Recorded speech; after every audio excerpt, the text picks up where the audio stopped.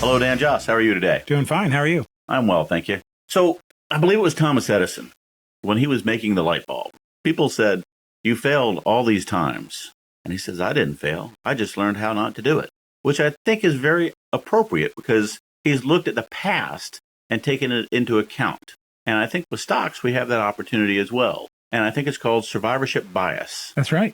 A very large database of stocks and bonds, mutual funds, exchange-traded funds.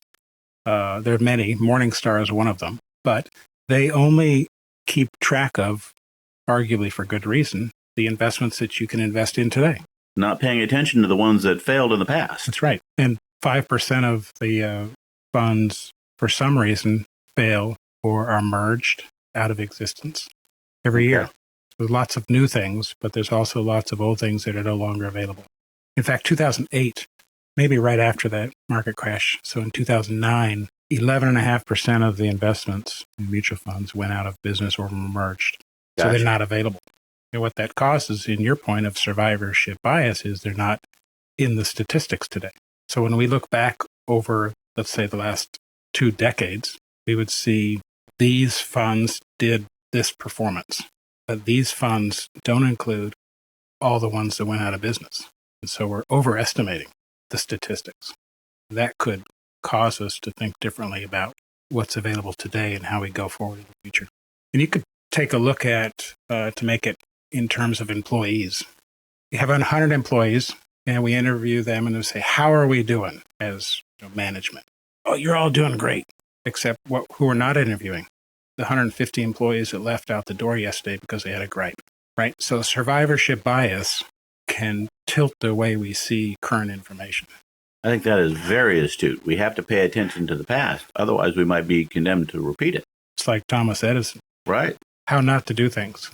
That's it. So don't just concern yourself with past performance in evaluating an investment. Consider the underlying investment philosophy, the robustness of their of the strategy, design, and the efficiency of their portfolio management, trading, other variables. Because the past performance, one, isn't indicative of what will happen, and past performance of the investments that are available today are only a part of the picture.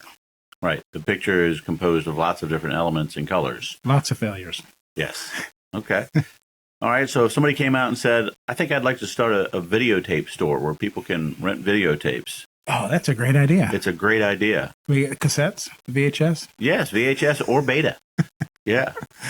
So if we didn't look at how maybe that had done well in the past, but it was no longer marketable. I'm not sure what you're talking about here. Yeah, that would just be a blockbuster of an idea. You're great. I appreciate that. Well, that's just the past. We'll see about the future. That's right.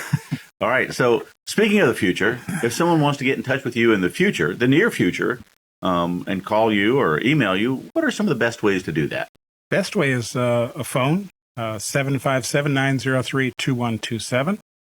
Our website, jossbrown.com, or stop by the office here in Williamsburg or down in Newport News. Very good. Thank you so much, Dan Joss. Thank you.